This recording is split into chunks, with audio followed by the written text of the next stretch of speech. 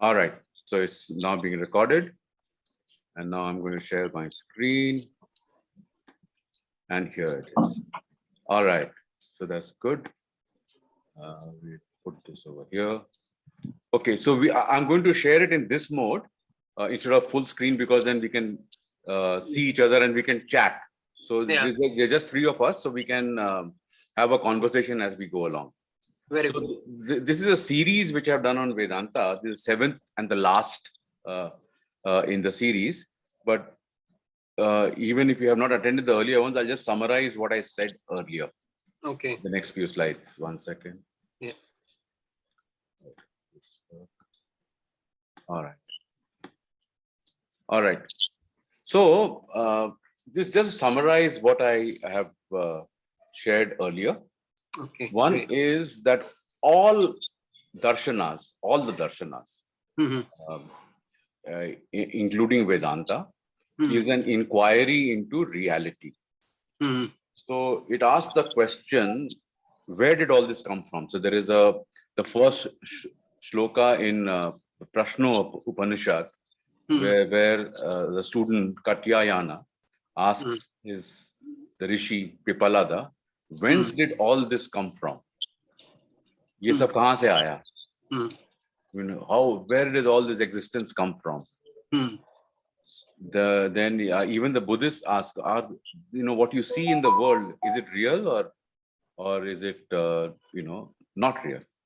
Illusion. So the philosophy asks this question, and Vedanta starts by observing that there are objects. That means there's a world outside which we can see, and there is something perceiving those objects.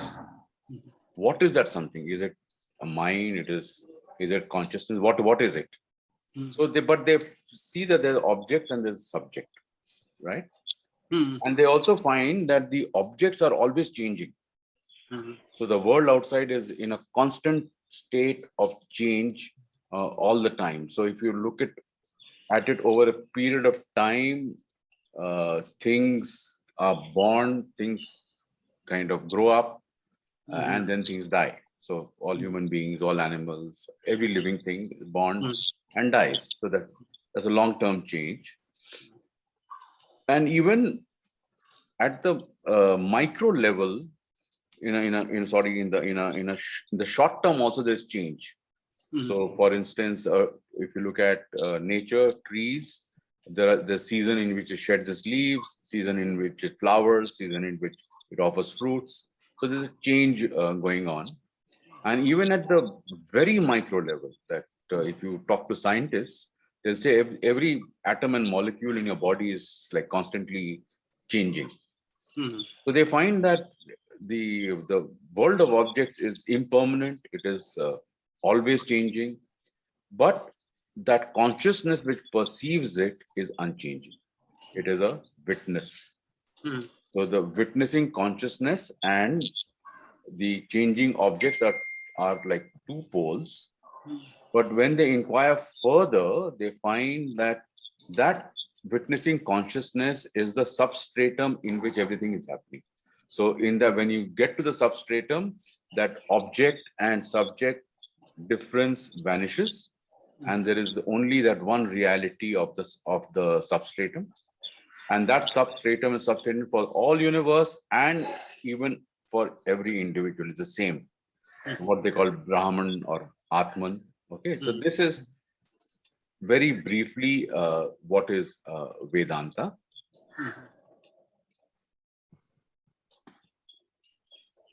And the main Vedantic ideas which I covered in this series is Brahman, which is the underlying reality, Ishvara, which is the governing God. I'll go very briefly into each of these in the next few slides. Great. Maya, which is an explanation of how this world seems to appear. Then Avidya, which is, avidya is that ignorance which makes us believe that the objective world is real while the reality of Brahman is not there. So the perception that the world outside is real is due to avidya. or ignorance. Ignorance. And Atman, which is the individualized Brahman. So I will very briefly go through all this, which have been covered in detail earlier. So when you look at Brahman, what they say is that Brahman is not a point in space, it's not another object, like how the two of you are there, I am there. Brahman is not something else. So it is not like we have a body, mind, and Atman. It's not like that at all. So Atman is not a third object like the body and mind. It's not a point in space and time. You can't find Brahman in space and time. You can't find it in any location anywhere in space and time. So you can say, therefore, that it is nowhere and it is everywhere at the same time. So there's a very famous example that you're walking on the road and there's a rope over there, and the rope appears to you like a snake in the dark, right? Yeah. So it is not that the snake is separate from the rope. Rope is the reality. It's not the snake is in the rope. It's nothing of that sort. The reality of the rope appears like a snake. Yeah. So the reality of Brahman appears like the Brahman, the universe. Okay. It's not that the universe is separate and the Brahman is separate. That is why it's called Advait, non-dual. Non-dual. So it's not that there is a world and there is Brahman. So like when you go to Dvait, world and Brahman are two different realities. But in Advait, it's the same reality, right? Okay. So Brahman is not a point in space-time. It is nowhere and everywhere at the same time. So there's a saying, nahi, but Guru log bolte hain, if you can't find God everywhere, you cannot find God anywhere. If you can't find God in another human being, an animal, a plant, a lake, a mountain, then you can't find him anywhere. True. And it is reflecting this, that it is not a point in space and time. Second thing is that nothing in this world has any self-nature, meaning that it doesn't have any lasting independent nature of its own. So if you look at our own body mind, it doesn't have any self-nature. So when we die, our body kind of merges with the 5 elements. So iska koi apna self-nature nahi hai. It is not, doesn't have any self-nature of its own. True. So the quest of darshanas or philosophy is to find what is that which has self-nature, what is that jo apne aap illuminated hai, apne aap mein, lives in itself. So nothing in the world has any self-reality. It is an appearance. It is like a snake. It's like a rope which appears to us like a snake, but actually it's not a snake. It's the rope. And therefore they find that the ultimate truth is, that space of awareness.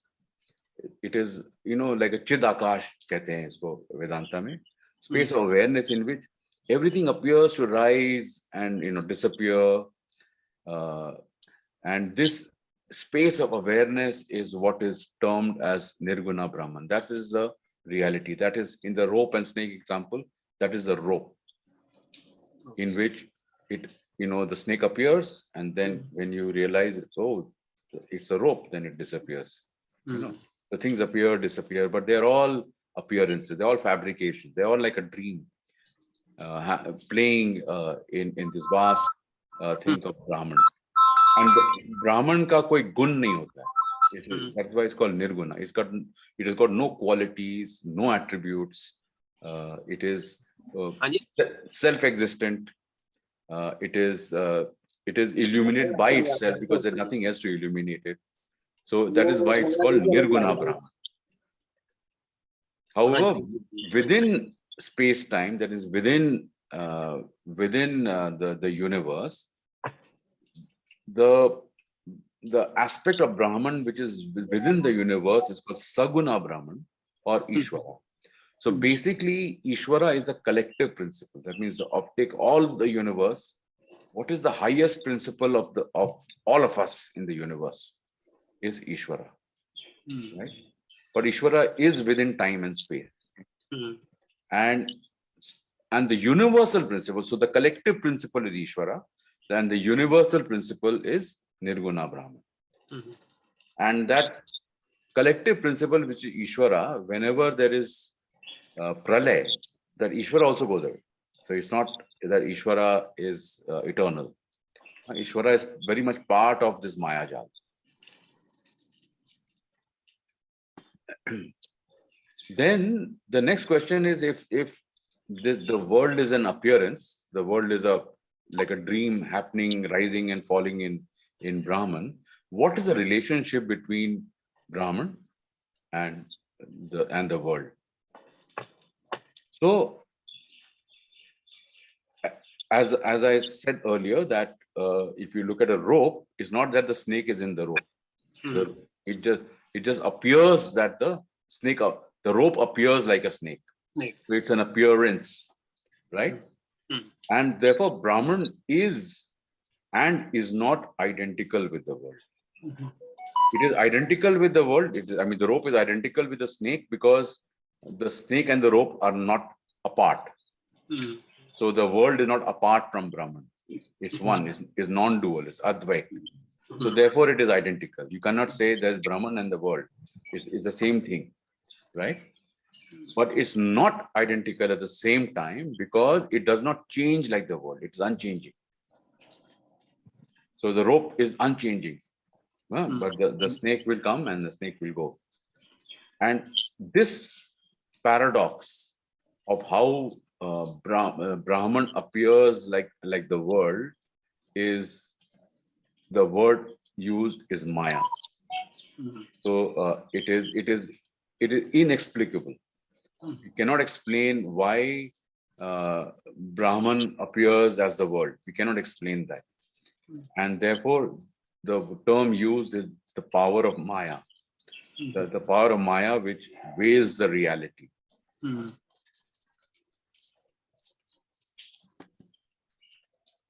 Then the other aspect which I covered was the difference between what Chitta, Atman, Jiva, and Sakshin. So Chitta is basically the psychological I. So when I say I am Atul Sinha, means two things are happening. One is that I have a mind, so through which I'm communicating, and have an identity of myself as Atul Sinha, what is called ahamkar or ego, right?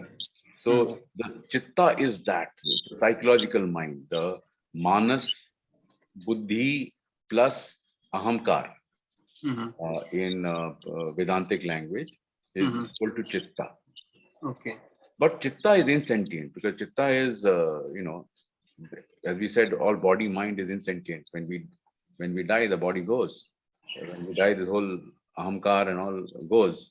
So it is insentient. But how come it appears intelligent? It is because of the Atman. Atman is the only intelligent principle. Atman is equal to Brahman is the only intelligent principle in the world. So how do we know something? So what happens is that when I am talking, how do you know that I am talking? So when I'm talking, your senses, in this case, your ears and eyes, in this case, is taking the data, and the data is reflecting in the mind. The mind is like a mirror. It's like a clear mirror. It's just reflecting the data. But mind is like a mirror. The mirror cannot, the mirror itself cannot know whose reflection it is. The mirror has no intelligence. The mind has no intelligence. So it is just reflecting the data which you are gathering, that Atul Sinha is talking, right?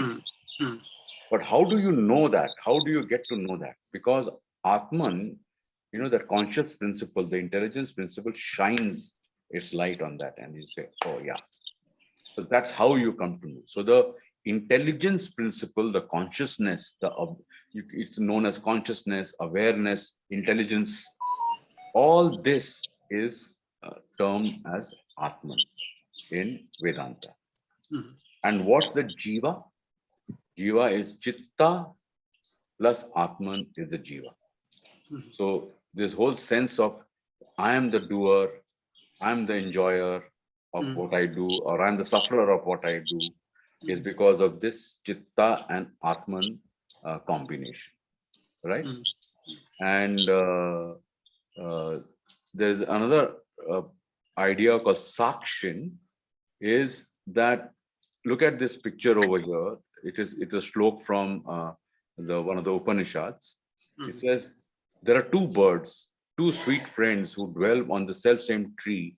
One eats the fruit thereof, and the other looks on in silence. So one bird is, involved in the action of everyday life, enjoying the fruits or suffering the consequences of action. And another bird which is just like witnessing, all right? And so the jiva is the one which is like constantly in action, doing things, full of desires, full of ambition, full of wanting to, incomplete basically, wanting to do things, acquire things to complete itself, right? So that is a jiva. But there's a Atman which is just witnessing it. And at some point, the jiva will know, oh, there's a Atman, and then gravitate towards Atman, which is the route to moksha. All right. So from this summary, we move on to today's talk, which is about what's the practice of Vedanta. So these are all, what I covered was the theory of Vedanta. Now we get to the practice. So all systems have a practice. So yoga has a practice, right? You have, Tantra has its own practices, right? The bhakti cults of, the Vishishtadvait and Dvait, they have their own practice. Surrender to God, love God, those practices. So, and so there are many different ways of doing things. And that's the beauty of Indian religious thought, that there's no one way. It depends on what kind of person you are. So for example, from me, my late mother, for her it was Bhagwan hai. वो देखेगा हमको क्या करना है. So I have left it to God. I am free. So and who's to say that she is not spiritually involved, and me who's spent 6 years doing a PhD is more spiritual? Nothing of that sort. It depends. So for her it is Bhagwan hai. For somebody else, just the practice of yoga every day, something happens, and the Raj Yoga jo kehte hain.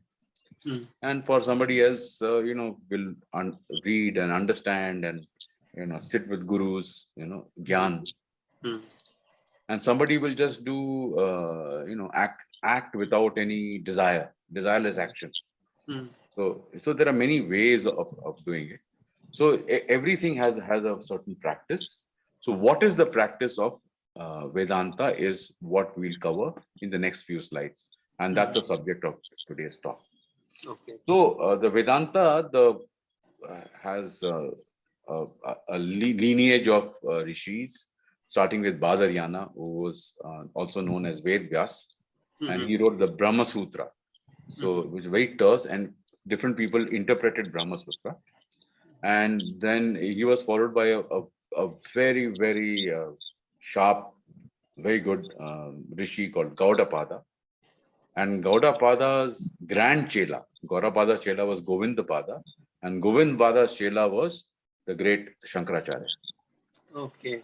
So Shankaracharya said कि a sadhak, that means a seeker of nirvana, of moksha, must have 4 qualities. What are these qualities? The first quality he must have is Viveka. Viveka means the power to discern the real from the unreal, meaning the power to discern that this is a rope and not a snake, although it appears like a snake, but in reality it's a rope. So that discerning power is what is called Viveka. And that discerning power will arise only in a mind which is purified, again through practice, either through reading, or through bhakti, then only a purified mind can discern the real from the unreal. Otherwise, unpurified mind, whatever you tell that mind, they'll say, no, this is real, the stable is real, my wife is real, my daughter is real, the whole world is real, the city of Bangalore is real, New York is real. So this is, but a purified mind will be able to discern that what I'm seeing may not be real. I can logically, I can think through it and say, no, this is not real. So that is Vivek. And Viveka's, the fruit it gives Viveka is, there's a conviction that Brahman is reality. The world, as you see it, is not the ultimate reality. It appears to be real, but there is a underlying reality, which is Brahman. So that conviction comes from Vivek. The second quality which he says a sadhak should have is Vairajya. So it's like the monk who sold his Ferrari. I found that very kind of appropriate over here. And Vairagya is a quality of dispassion. It is, being able to see pleasure and pain, it's, enjoyment and lack of it with the same equanimity, same even-handedly. Na pleasure affect karta hai, na pain affect karta hai usko. There's a desirelessness in Vairagya. The person has gone through all this worldly things, acquired his or her wealth, and says, this is not the ultimate. This is not, money is not going to give me happiness, or relationship is not going to give me happiness. Happiness lies. So there's a certain dispassion has been developed. So that dispassion, that Vairagya, is a second quality of a sadhak. Otherwise, sadhak will keep getting sucked back into samsara, into the ways of life. So that Vairagya, along with that discrimination of real and unreal, this dispassion is the second quality which a sadhak needs to have. Passion. You said passion, yeah? Dispassion. Dispassion. Okay. Dispassion. That means lack of passion. Okay. Okay. All right. The third thing is that when you act without the desire for fruits. So you act from an inner conviction that, this is what I have to do, whether whatever results it gives, is not your concern. Otherwise, your mind is always caught up in, I didn't get this, I got that, and so this will take you away from sadhana. So it is, you do all your action without any desire, not even desire for moksha, in a sense, not even a desire for moksha. And what you do is you surrender the fruits of all your action to God. I have done this, whatever I've got is, God has given this, and Ishwar Pranidhana, it is fine, whatever fruits I got. So that uparati is the Santushti. third. Huh? Santushti. Santushti is, yeah, you can say Santushti. Yes, you can say that. And the last one is this, that person must have reached a stage where there's a desire to be liberated. And even as you go in the sadhanas, at some point, even that desire has to be dropped. But to begin with, a sadhaka must have the burning desire that I want moksha. अंदर से desire होना चाहिए, नहीं तो नहीं होगा. बाद में वो भी drop करना पड़ेगा. That's a different issue. But to begin with, the person should be able to, a sadhak is one who can discern real from unreal. The world is not real. Brahman is real. At least intellectually must understand this. Not experientially, because he's starting off, but intellectually that understanding has to be there. Must have, pleasure and pain are the same. If I get gulab jamun, I enjoy it, fine. If I get just curd rice, that's also fine. So the Vairagya. Third is, whatever action you do it without desire. You have surrendered all action to God. You surrender your action to God and then do it. And the fourth is a burning desire for moksha. These are the four qualities of a sadhak. And the four steps, and I will go into the steps in some detail of the practice of Vedanta, is Shravana, Manana, Nidhi Dhyasana, and Atma Sakshatkara. So Shravana is listening to the knowledge of Brahman, listening to Vidya. In modern time, it will become even reading. So listening is just listening to a guru or listening to or just reading a book, which is the same thing. It's just taking in the knowledge. And we'll go into details of that. Then manana is then reflecting on that knowledge. Then nidhi dhyasana is meditating on that knowledge. And then atma sakshatkara is getting absorbed in that knowledge, the essence of that knowledge. So it is listen to the knowledge, reflect on that knowledge, meditate on that knowledge, and get absorbed in that knowledge. So these are the four steps of Vedanta. And we'll go to each one. So Shravana, what is Shravana? So Shravana is, as I said, the sadhak listens to the guru. He reads the scriptures. And what happens when you do this, when you listen to the guru and read the scriptures, is that you get intellectual knowledge. You get indirect knowledge of Brahman. You start questioning, is the world real? Oh, Brahman is there. You get into the logic of it, right? Then, for example, he inquires into what is called Panchakosha Viveka. So there is the whole body-mind complex in the Upanishads is known as the Panchakoshas, the 5 sheaths. So there is a body sheath we call Annamaya Kosha. There's a vital energy sheath. I'll go very briefly into this, called Pranamaya Kosha. Then there's a mind called Manomaya Kosha. Then there's an intellect called Buddhi, Manomaya Kosha, Buddhi, and there's bliss, which is Anandamaya Kosha. Okay. The Buddhi is called Vijnanamaya Kosha, right? So the sadhaka will inquire whether the body, which is sustained by food, that's why it's called Annamaya, is that real? And he will obviously think about it and say, no, it's not real, because when you die, the body disappears. Prana is, the vital energy which is there in the universe, and we kind of take in through breath. You must have heard of Pranayama. Pranayama basically is, you through the breath, you're taking in the universal energy, and that is the energy which is activating the body. When I'm moving my hands, it's because of prana. When I'm breathing, it's because of prana, right? When you're excreting, is because of prana. So any activity, any activity which you do, any action which you do, is because of prana. So, and prana is the vital energy. It's the energy which is there in the universe, and that universe is powering all your actions. Right? Life force. It's life force. It's called, the Chinese call it chi, CHI. Okay. The Buddhists are chi jo bolte hain. CHI, chi. Is prana, right? The vital energy. There's a second layer, second sheath. Then the mind and buddhi and manas are separated. So where the manas is just a swirl of thoughts.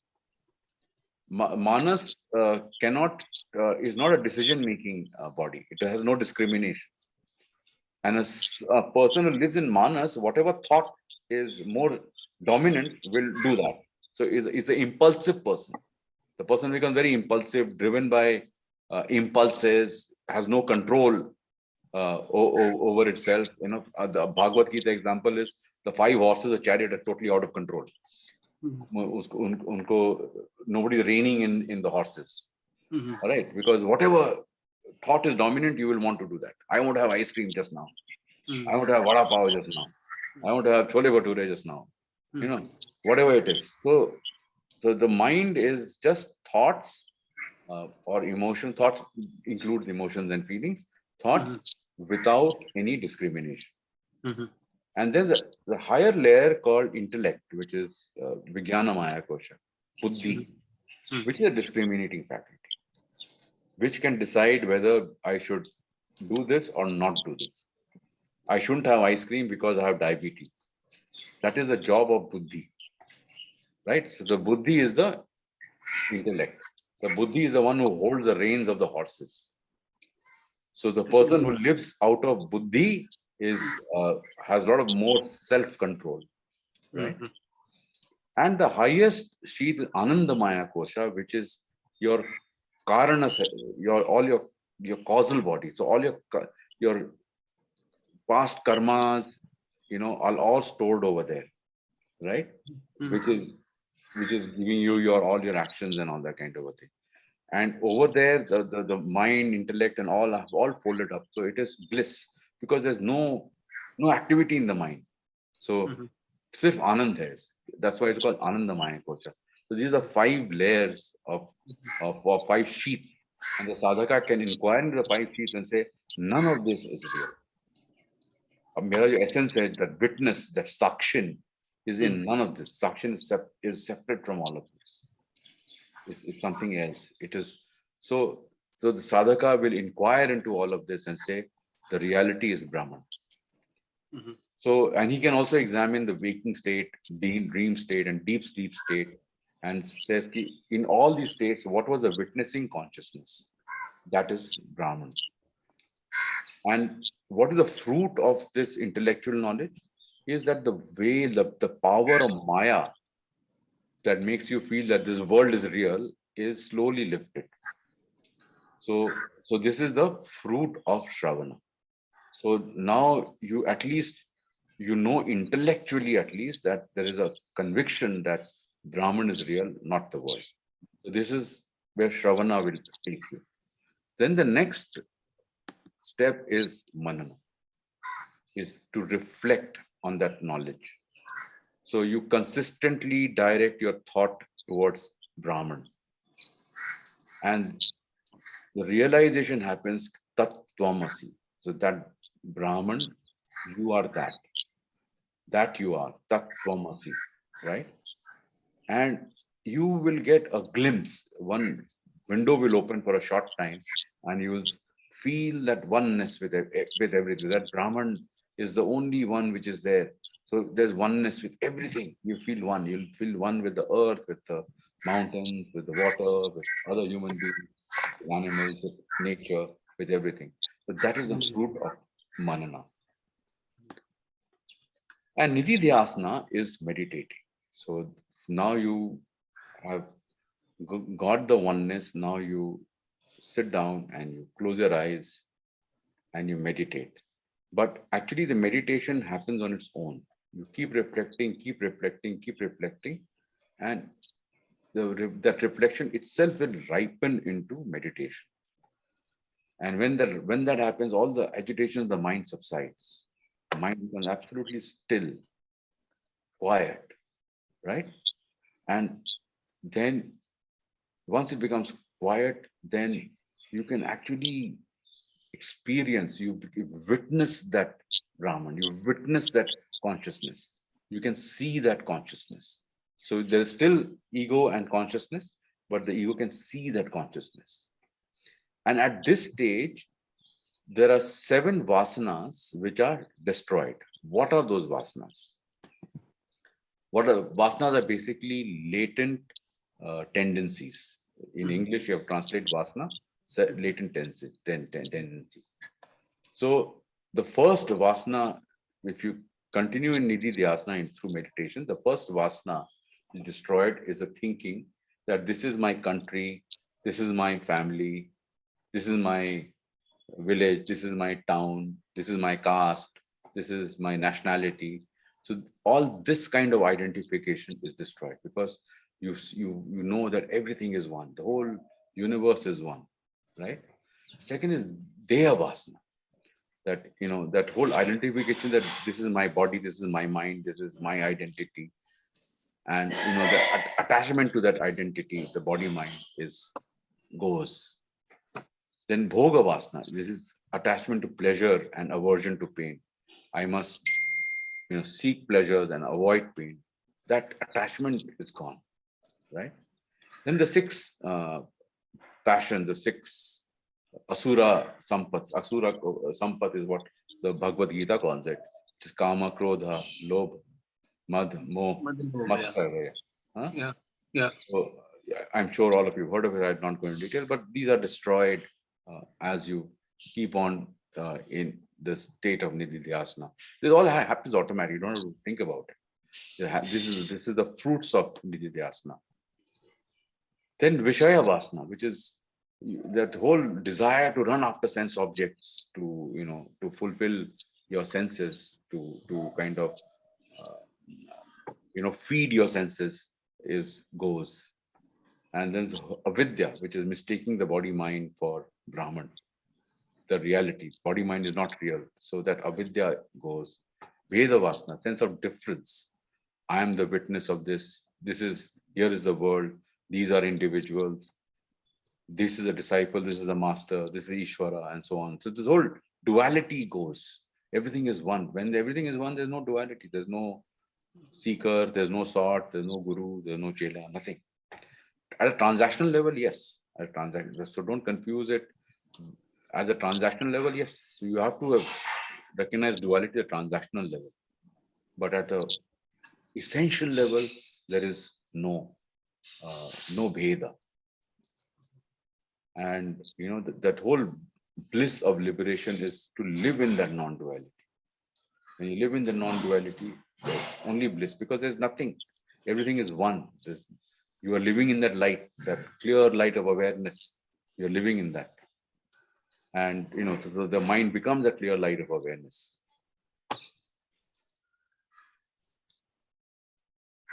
And Atma Sakshatkara is the last stage. It's also called Samadhi. So in Nididhyasana, there is a witnessing consciousness. There's a witnessing thing. Ego is still there. It's witnessing, but it can see the consciousness. It can see the Atman.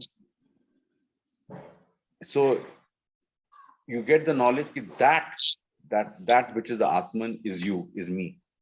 But there's still me, and the Atman is still there, right? In Atma Sakshatkara or Samadhi, that me goes, and there's no difference between the consciousness and you. Your identity is gone, is burned. There's total absorption in reality. So some examples are, like in an ocean, there are waves. So if suppose you are like a wave, and you see yourself as a wave, and the ocean is separate, but when you get absorbed in the ocean, then that's gone. So your whole identity is burned, and there's total absorption in Brahman. So this is Atma Sakshatkara. So these are the 4 steps of Vedanta. Okay. I must also add that other schools have different ideas. So, for example, Tantra will criticize Advaita. They said, "How can you say that this world is an appearance?" In Tantra, 1 minute, 1 minute.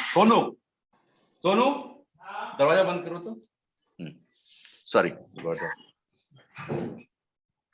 In Tantra, for example, they see the power of the Devi, the power of Maya as real.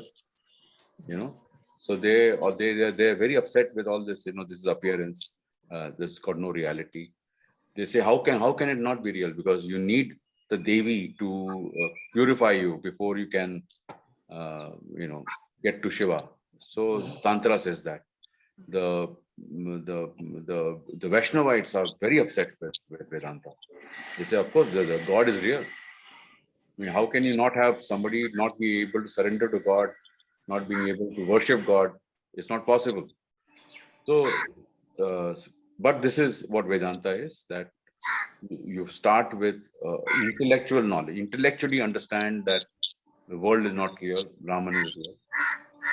Then reflect on that understanding. So you get at least one blip, your one light lights up in your mind that yes, there is Brahman. And then you get into meditation so that you're constantly witnessing Brahman. Your ego is witnessing Brahman. And finally, you get absorbed in that Brahman. So before I end, I just want to go through, there are 4 Mahavakyas, or the great sentences in the Upanishad.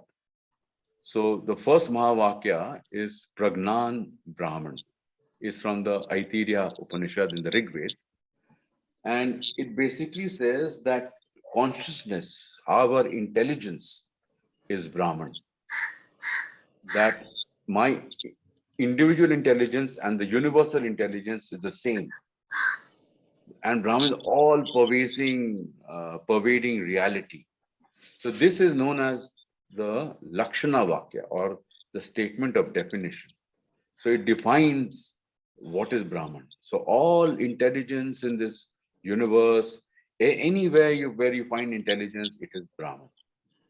So whenever you look at matter, there is a solidity and there is a quality.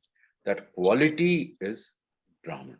Okay. So this is the first Mahavakya. The second Mahavakya comes from Chandogya Upanishad, which is part of Samaveda, called Tat Tvamasi. So here Tat refers to Brahman and Tvam refers to your essential nature. And it says you are not the body mind. You are that all-pervading reality, that all-pervading Brahman. That is who you are. It's the Upadesha Vakya, or the statement of advice. It advises that that Brahman is you. And the third one is I am Atma Brahman, from Mandukya Upanishad Atharva Ved. So that Atman which lights up your body mind, is the same as the Brahman which lights up the entire universe. So that Atman is not separate from Brahman. It's like air in a pot and air outside the pot. So when you break the pot, the air is the same. So the pot air and the air outside is the same air. So but it just the pot gives it the feeling that it's your individual thing. It's not your individual thing. It's the same universal intelligence, right? And finally, Aham Brahmasmi, from Brihadaranyaka Upanishad in Yajurveda. So this is when you get into Samadhi. When you are in Samadhi, then there is no. In fact, even Aham is not there. That means that it's a realization that you are Brahman, which is Anubhav Vakya, which is a statement of experience. So there is a statement of definition, statement of advice, a statement of practice, which is I am Atma Brahman is a goal which is set when you sit and meditate. A sadhaka sits and meditates. It's a statement of practice. And finally, when you realize, it's a statement of experience. So this is it, and we can discuss. We can have questions. So, You said the air outside the pot, yeah, and inside the pot is same. yeah, Like you're comparing it with the body, yeah? yeah. So the not the body. We are comparing what is called Atman and Brahman. Okay. Yeah. So basically, Brahman is understood as the universal consciousness or universal intelligence. Yeah. And Atman is your own personal intelligence. Self. So this is self-intelligence. So the point being made is Atman is not a separate substance from Brahman. Okay, it's the same thing. So yeah. So to explain that, they say the air in a room is the same Very as the nice. air outside. Very nicely said. Thank you. Thank you. So Very where nice. the walls of the room become your body mind. Yeah. But uske andar jo Atman is the same as the Atman outside. Atman outside. Yeah. Very nice. Nicely explained. Thank you, Ji. Very simply explained किया आपने. Yeah. Very nice. Fantastic. बड़ा deep study किया आपने. नहीं, मैंने क्या किया वो है अपना. We are inheritors as Indians. We are inheritors of such great knowledge. I'm just conveying it to the rest of you. Nothing I have done. You're doing it very responsibly. Responsibility लेकर कर रहे हैं आप. Yeah. बड़ा अच्छा लगा देख के. तो ये वेदांग और वेदांत क्या अंतर क्या है? क्या किसमें? वेदांग और वेदांत. Vedanga.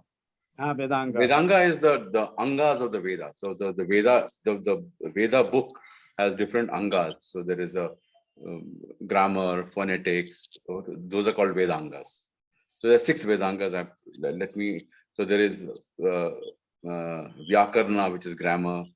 There is something to do with phonetics and all that. I have a book somewhere where, if you want to know, I can tell you the 6 Vedangas. Yeah, this is a book on the Vedas. And the 6 Vedangas are. So there is Chandas. There is Siksha, which is there's Siksha, Vyakarna, Chandas, Nirukta, and Jyotisha, and Kalpa. So there are 6 Vedangas. So Vedangas are basically texts which help you to understand the Vedas. Okay. And Vedanta is the philosophy of non-duality. But why Vedanta? Anta? Why the word Anta? Okay, good question. So the Vedas are structured, all the 4 Vedas are structured in 4 sections. So the first section are the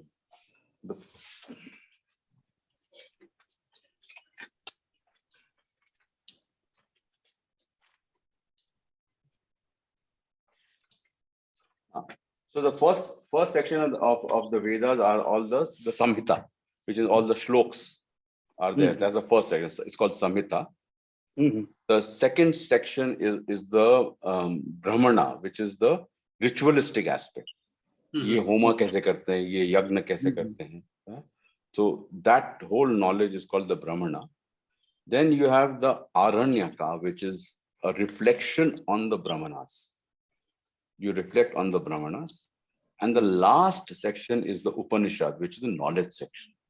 So what is the whole philosophical knowledge of the Vedas is called Upanishad. Upanishad, one meaning of Upanishad is gaining the knowledge at the feet of the Guru, is one meaning. And it's also called Ved ka Ant, the Vedanta.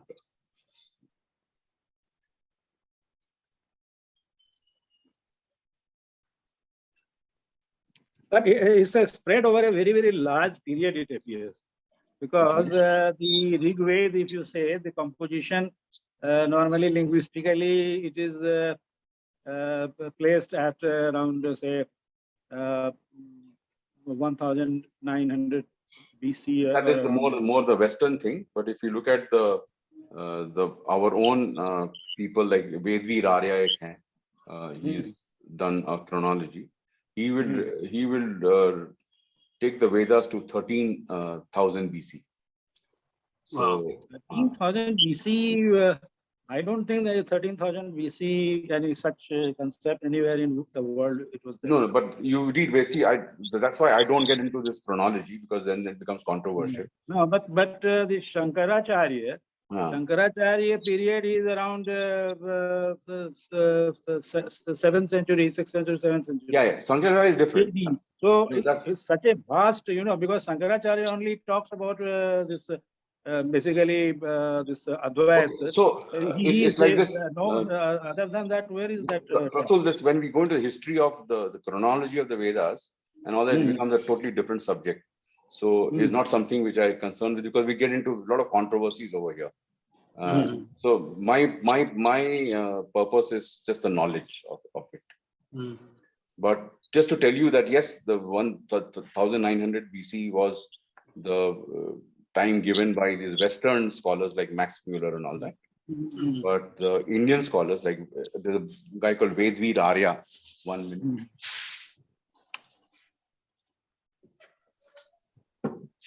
This person. You see this book, Vairajya. He's Delhi based. So he's done some scientific work on the chronology. He takes it to much earlier times. So Vedas exists for the longest time. Has this literature been acknowledged by any That's why I, international again said I don't want to level? get into controversies. Acknowledge means Okay. Harvard किया है नहीं किया है वो सब छोड़िए आप.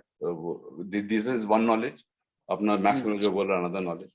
You believe what you want to believe. But that's why I don't concern myself with this, because then it gets into. You are basically interested in the knowledge. I'm interested in knowledge. Yeah. When it happened and how it happened. हमको आम खाने से मतलब है. पेड़ कितना पुराना है उससे हमको कोई मतलब नहीं. Very good. Very good.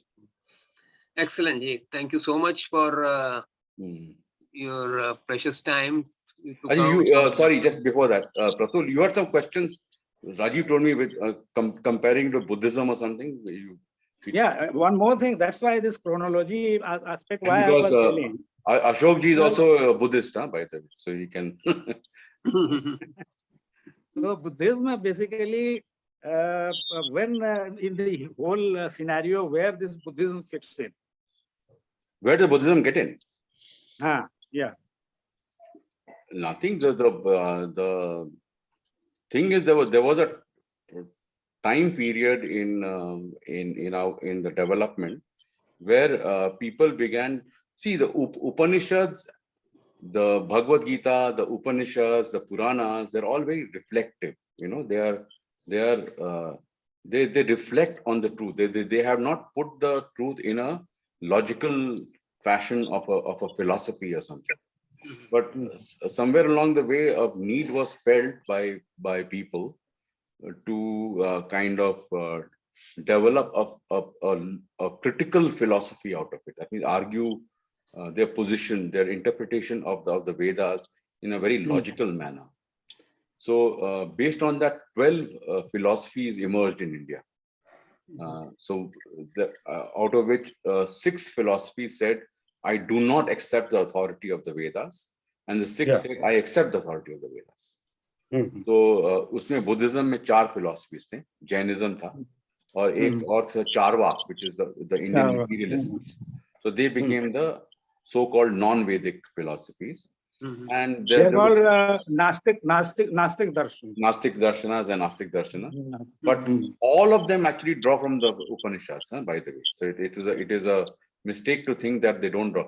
So Buddha himself had a lot of problems with the ritualistic aspect of the Homa, Yagna, Puja part. Usme unka problem tha. He had no problem with the Upanishads. So it's a mistake to think that Buddha came up with things completely de novo. Everybody came from the Upanishads. So, and then the Buddha also was the Buddha himself was very, very he had a distaste for philosophy. So he famously said कि if somebody has been shot with an arrow, you don't go to the person and then figure out arrow ka length kitna hai, kisne mara, uska caste kya hai. You don't go into all that. You treat that person. So he says philosophy, he had distaste for philosophy. He says just practice. Understand these 4 noble truths and this 8-fold path. Practice and you will attain nirvana. He even kept quiet on what is nirvana. He had complete distaste for philosophy himself. But his followers later, because everybody was verbalizing a philosophy, so they felt the need to formulate their philosophy. So therefore, the 4 Buddhist philosophies came into being. Madhyamaka. But this is Jaina philosophy. It does not believe in the concept of Brahman. Sorry, so I couldn't hear you. Say that again. Jains do not believe in the concept of Brahman. Jains don't believe it. Jains believe your Atman is ultimate. Yes. So that's why I said the philosophy has a very wide. It has evolved from Upanishad is also not correct. The Buddhists evolved from Upanishad. The Jainism is kind of as old as the Upanishad, but the Buddhist philosophy certainly, Buddha certainly has acknowledged the Upanishads. That I'm 100% sure. The Jains have not, but Jain also, I mean, they talk about Atman. So there was a lot of Atma, interaction. yes, they talk about Atma. Yeah. They talk But about Buddha does not talk about Atma or Brahma or anything. He doesn't. by talk. and large true, but there is the Buddha also taught in 3 dharma chakras. So the first dharma chakra was Hinayana, then Mahayana, and Vajrayana. No, Vajra- that was not taught by Buddha. Buddha taught. Those are the sects. Those are the sects. Actually, it all started with Theravada. Theravada was the first, which was original preaching of Buddha. Then it got modified to Mahayana during the period of Kushana.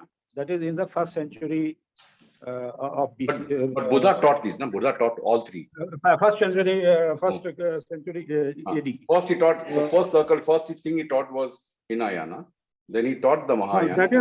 That became Hinayana because people started calling it Hinayana because most of the Buddhist followers of Buddhism, they started following Mahayana.